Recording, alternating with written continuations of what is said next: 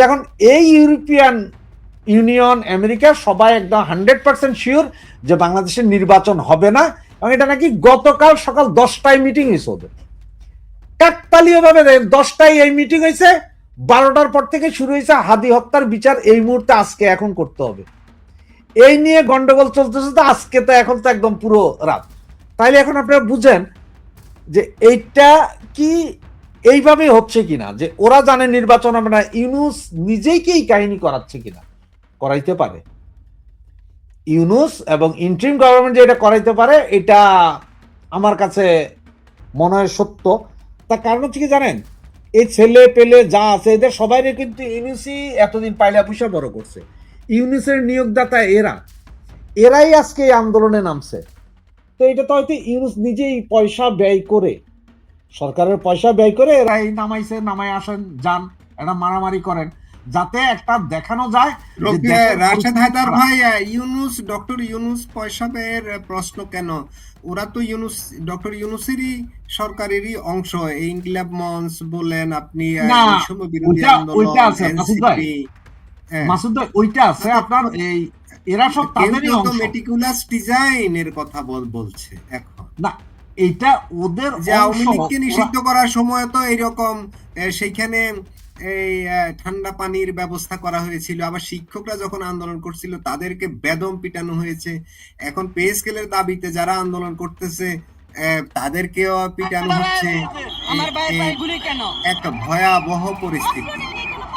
এখন কথা হলো এই যে পরিস্থিতিটাকে যে ঘোলাটে করা হচ্ছে, এইটা কি এই সরকারের স্টেক হোল্ডাররা এর সাথে জড়িত, নাকি বিশ্বের আরো তো অনেক শেয়ার স্টেক হোল্ডার আছে আমাদের সাথে, তাদের কোনো ওই জায়গাটায় আমরা যাচ্ছিলাম। জি, আমি আসলে ওই জায়গাটাই যাচ্ছিলাম যে আপনি যেটা বললেন যে এরা সব তো এই যে রনি, এরা সব তো ইউনুসের লোক।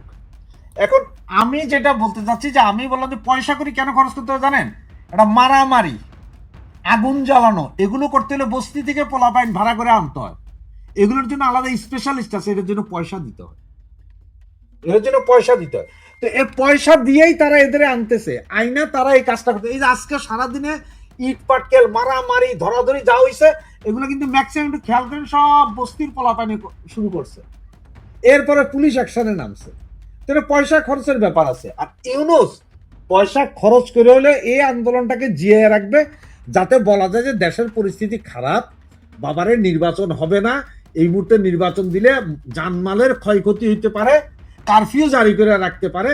আপনি জানেন কিনা একটা জিনিস জানি না, এই একটা পত্রিকায় দিছে যে কজন রাশেদ হায়দার ভাই, আমি আপনাকে একটু প্রশ্ন করি, যে কজন আহত হয়েছে, আপনি অনেকেরই ছবি আপনার হাতে আছে আমি যতদূর জানি, এবং ভিডিওগুলো আপনি দেখছেন সারা দিনই সোশ্যাল মিডিয়া এবং ইউটিউব ঘাটেন, দেখেছেন।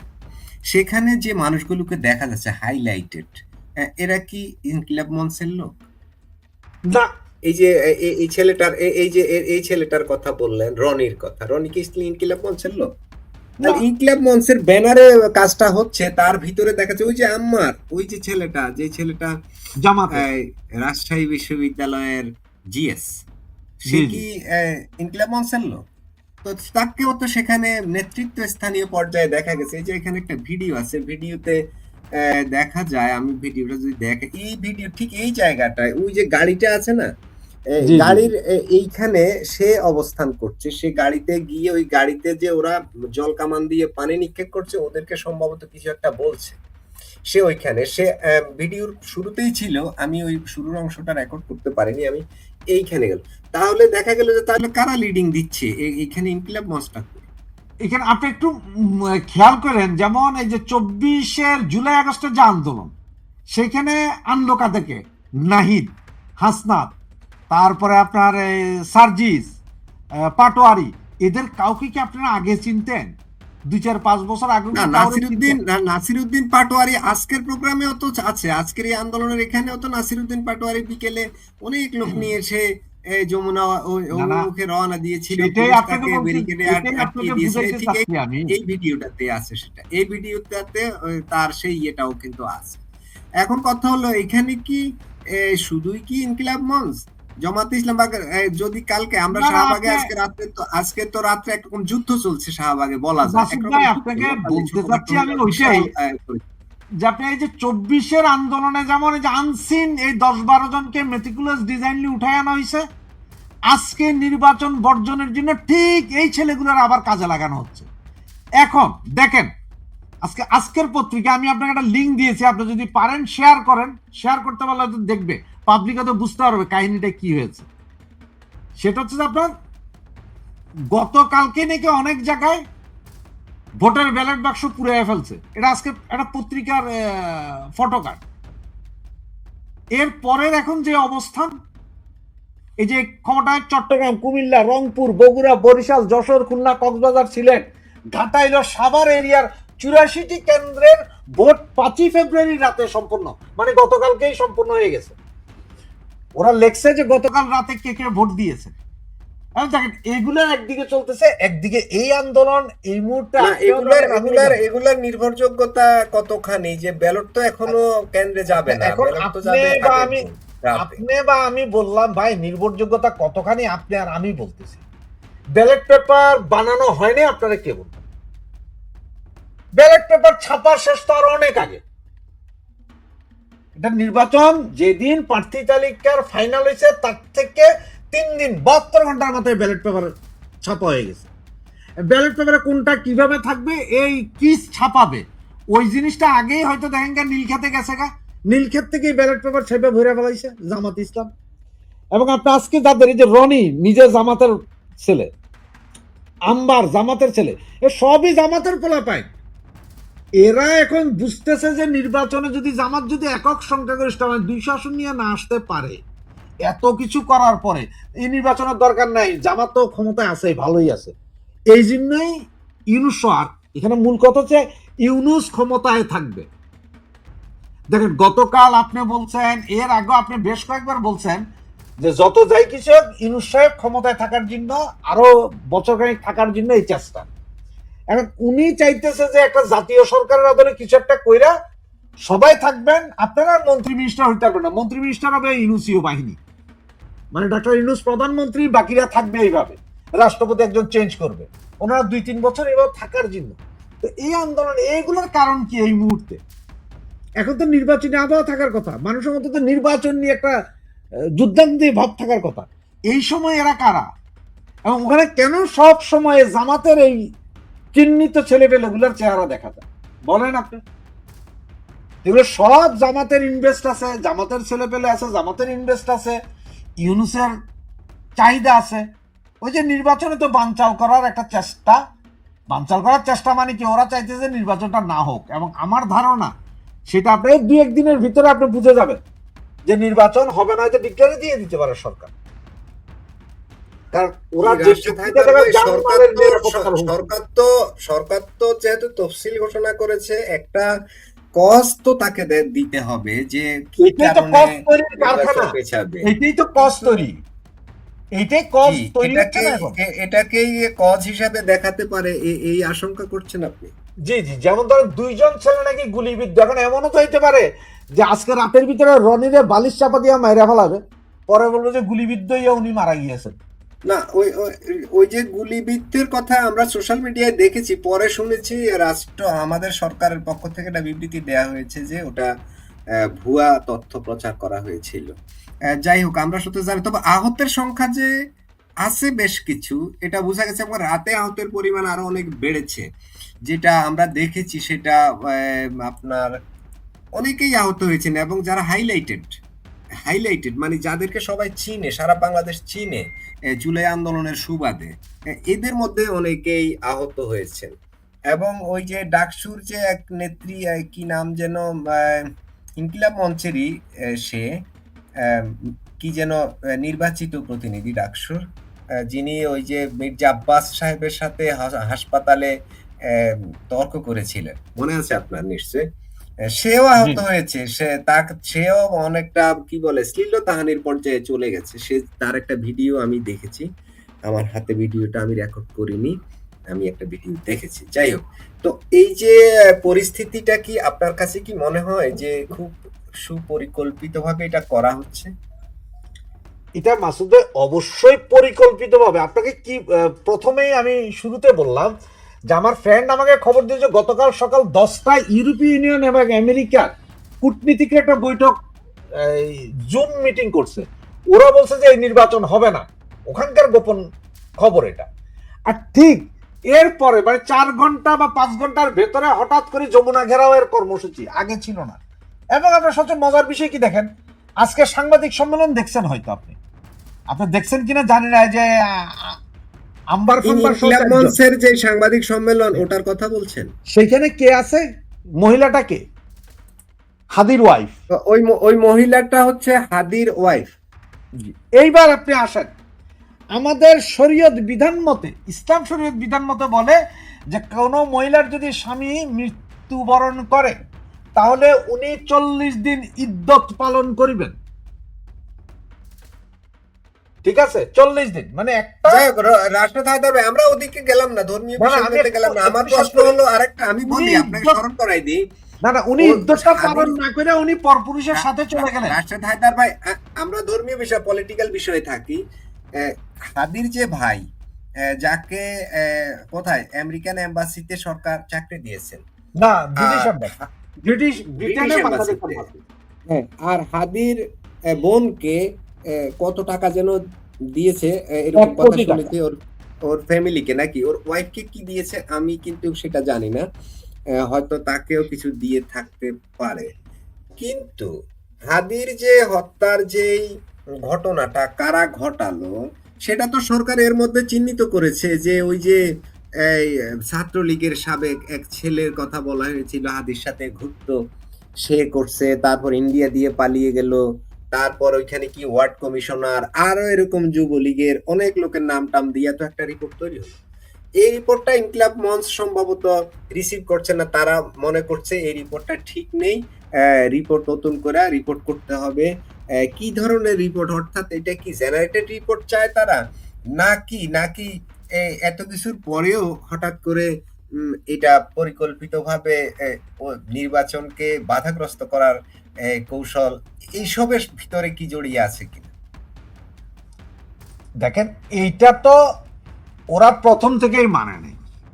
আর সবচেয়ে বড় কথা হচ্ছে যে আপনার হাদির ভাইয়ের কথা বা ইনকলাব মঞ্চের অন্যান্য নেতাদের কথা আগেই তো শুনছেন, যে যারা হাদিকে হত্যা করেছে তারা নাকি জানাজার প্রথম সারিতে ছিল। হ্যাঁ, বলেছে। এবং হাদির ভাই নিজে বলেছে যে সরকার যারা আমার ভাইকে হত্যা করেছে তারা সরকারের নির্দেশে, সরকারের প্রশ্রয়ে এই হত্যাকাণ্ড করেছে। ওরা জানে যে কে হত্যা করেছে।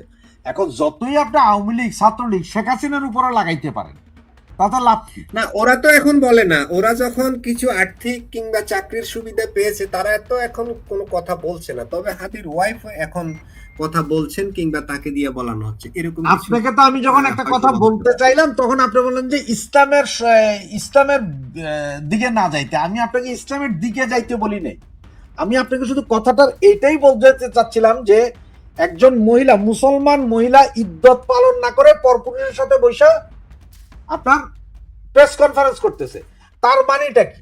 তার মানেটা হচ্ছে ওই মহিলা, আমি এর আগে আপনার সাথে আরেকটা টক শোতে বলছিলাম একটা কথা, যে হাদির ভাই পাইছে, হাদির বোন পাইছে, হাদির মা পাইছে, কিন্তু হাদি এত বছর যার সাথে ঘর সংসার করলো, যে মহিলার সাথে ঘর সংসার করলো, এই মহিলাটা কিছুই পায় নাই। হাদির একটা ছোট্ট পুত্র বা কন্যা সন্তান আছে, তার জন্য এই সরকার কিছু করে নাই। অথচ হাদির ভাইকে কেন আপনার চাকরি দিতে হবে? দিলে তো হাদির বউটারে চাকরি দিয়া পাঠাই দিতেন, যে তুমি তোমার মেয়েটাকে নিয়ে বাইচা থাকো, যাও। বা আপনার হাদির বউয়ের জন্য একটা অ্যাপার্টমেন্ট করে দিতেন, মেয়ের জন্য বা ছেলের জন্য 1 কোটি টাকা দিয়ে দিতেন, কেউ কিছু বলতো না, যে ঠিক আছে মারা গেছে ওর জন্য দিয়ে দিছে, ওকে, ওয়েল এন্ড গুড, কারো সমস্যা ছিল না। কিন্তু এই মহিলারে না দিয়া, বাচ্চাটাকে না দিয়া কেন আপনি হাদির ভাই, হাদির বোন এদের দিতে হবে? আপনি এটা একটু বুঝেন, তাহলে এই মহিলা এখন নামবে না। এই মহিলা তো এখন এই ক্ষোভে নামছে যে আমি তো পাইলাম না। ওই যে আপনি বললেন যে ওরা তো কেউ কিছু, যারা পাইয়া গেছে তারা চুপ, যারা পায় নাই তারা এখন নামছে। আর হাদির বইয়ের অবস্থা হয়ে গেছে ছাগলের 3 নম্বর বাচ্চা, হ্যাঁ কিছুই পাইলো না বেচারি। আপনি একটু জাস্ট একটু চিন্তা করে দেখেন ব্যাপারটা। রাশেদ হায়দার ভাই, একজন দর্শকের কমেন্ট নেই আমরা, তিনি বলছেন যে স্যার এগুলো কি আমেরিকার ডিপ স্টেটের কাজ? কেননা বাংলাদেশ এবং পাকিস্তানের একই অবস্থা, দুই দেশটি অস্থির।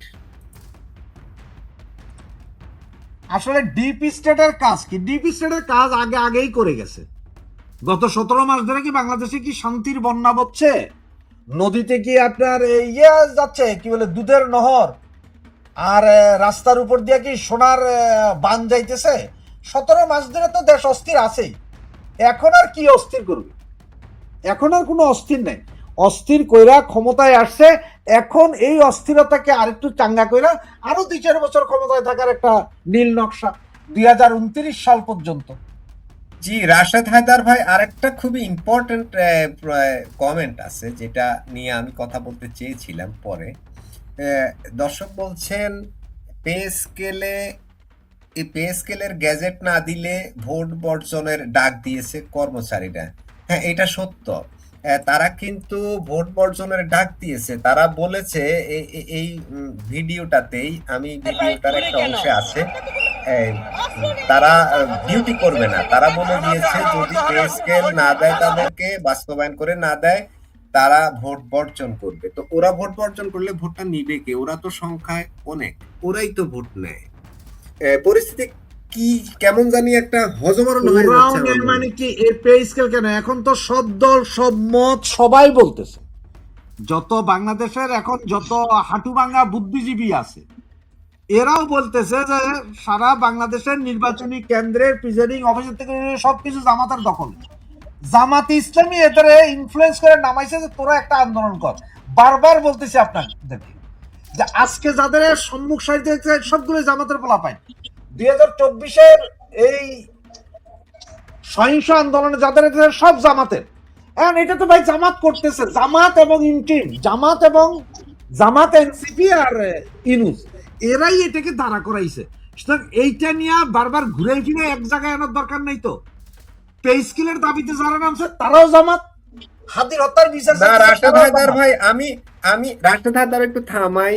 আমি যে বিষয়টা মূলত জানতে চেয়েছিলাম সেই বিষয়টা আপনি ঠিক এই মাত্র বললেন যে এই বিষয়টার পিছনে জামাত। আমি সন্দেহ করছিলাম যে জামাতের পিছনে থাকতে পারে কিনা, আমার ডাউট যাচ্ছিল, কারণ ভোটের বাজারেও জামাতের পজিশন খুব একটা খারাপ বলা যাবে না। জামাত কেন নির্বাচনের বানচাল করবে? কিন্তু যে লোকগুলোকে আমরা দেখছি সেখানে উপস্থিতি, তার সাথে তাদের অনেকের সাথে এই জামাতের সংশ্লিষ্টতা আছে, এমনটা এর আগেও আমরা দেখেছি। যাই হোক, আপনি যেটা বললেন এই এটাই যদি সত্য হয়, আমি রফিক ভাইয়ের কাছে একটু এই বিষয়ে জানতে চাইবো যে রফিক ভাই, ঢাকা উত্তাল বিকেল থেকে আজ কদিন থেকে পে স্কেলের জন্য সরকারি কর্মচারীরা আন্দোলন করে যাচ্ছেন। তারা অলরেডি আজকে তাদেরকে পুলিশ তাদের উপরে লাঠিচার্জ, টিয়ার গ্যাস, নানা কি বলে নিবর্তনমূলক আচরণ করেছে। তারা বলছে তাদের পে স্কেল না দিলে তারা ভোট বর্জন করবে, ভোট নিবে না, তারা ভোট নিতে যাবে না। এদিকে হাদি হত্যার যে বিচার, যে চার্জশিট, সে তার প্রতি ইনকিলাব মঞ্চ অনাস্থা দিয়ে রেখেছে। তারা চায় যে এটাকে জাতিসংঘের মাধ্যমে তদন্ত করতে, এবং সরকার কিছুই করছে না। ওদিকে কর্মচারীদের যেই পে স্কেল সেটা ঝুলিয়ে রেখেছে। সরকার বলছে আমরা টাকা রেখে যাচ্ছি, পরে সরকার করবে।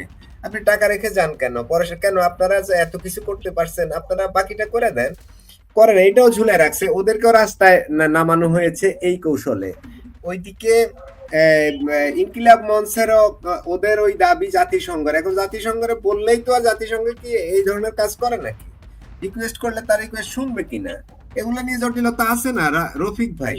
আপনার কি মনে হয় যে এই বিষয়গুলো রাশেদ হায়দার যেভাবে বললেন যে নির্বাচন বানচালের কৌশল হিসেবেই এই কাজগুলো করা হচ্ছে, যেভাবে আওয়ামী লীগকে নিষিদ্ধ করার জন্য কার্যক্রম, সেখানে আন্দোলন করেছিল, নাটকীয় আন্দোলন, এই আন্দোলনটাকে তিনি নাটকীয় মনে করছেন? আপনার কাছে কি মনে হয় রফিক ভাই? ধন্যবাদ মাসুদ ভাই, ধন্যবাদ রাশেদ ভাই। সবাইকে শুভেচ্ছা। আমি আসলে লেট হয়ে গেল গা, বাইরে ছিলাম। দেখেন এটা আমাদের দেশে এখন যা হচ্ছে সব হাস্যকর কাজ হচ্ছে। পে স্কেলের দাবিটা অনেক আগে থেকে একটু ছিল, কিন্তু জোরালো দাবি ছিল না। আর এরকম পে স্কেল এই এই সরকার যে দিবে, এটাও মানুষ যারা চাকরিজীবীরা আশা করছিল না। আর দাবি তো ছিলই, দাবি থাকবে। এটা পে স্কেল অনেকদিন আগে একটা পে স্কেল দিছে।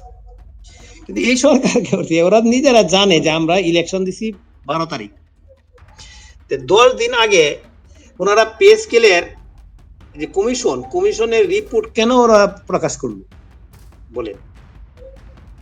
এটার কারণ কি? আপনি তাহলে আমরা সবাই চাকরিজীবী, সবার ফ্যামিলিতে আছে, আমার ফ্যামিলি তো আমার ওয়াইফই চাকরি করে, তাহলে আমরা আশা করব যে, আমি তো বললাম যে আমার ওয়াইফকে বলছি তোমরা তো বেতন যে অবস্থা পাইছো অনেক লাভবান হবে, খুশি হয়ে গেছে। এখন ওনারা পে স্কেলটা দিবে না, ওনারা তো এই কথাই বলতে পারতো যে আমাদের কাগজপত্র কমপ্লিট করে রেখে গেছি, পরবর্তী সরকার, যেহেতু আমরা নির্বাচিত সরকার না, ওনারাই এই কথা বলতে আসলে লজ্জা পায়। ওনারা একবার চিন্তা করে আমরা চলে যাব, আবার চিন্তা করে না, আরে এত সুন্দর মজা, এত আরাম, সেটা চাইলে যায় কিভাবে। আবার কিছু সংখ্যক লোক আছে যে তাড়াতাড়ি পলানোর জন্য যান বাসে, কারণ ওরা আর পারতেছে না, ওই ভয়ে আছে যে কি হয় না হয়। এই যে আর কিছু সংখ্যক লোক আছে উপদেষ্টার মধ্যে, তারা এই মজা ছাড়তে চায়। এইসব গেরা কলে পেরিয়ে মানে কখন কি করবে কে কি করতেছে সেটা নিজেরাই বোঝে না। আপনি আলোচনা তো বিভিন্ন ভাবে হচ্ছে যে এক এক উপদেষ্টা একক দিকে এক এক চিন্তা করে। কোন উপদেষ্টা আছে পাসপোর্ট তারা করছে, মানে তাদের যে কূটনৈতিক পাসপোর্ট অলরেডি সারেন্ডার করে ফেলছে, আর অন্যরা অন্য চিন্তা করতেছে। এই যে একটা বিশৃঙ্খল অবস্থা। পে স্কেল আপনি যদি দিবেন না, তো কেন এটা জনসম্মুখে প্রকাশ করলেন?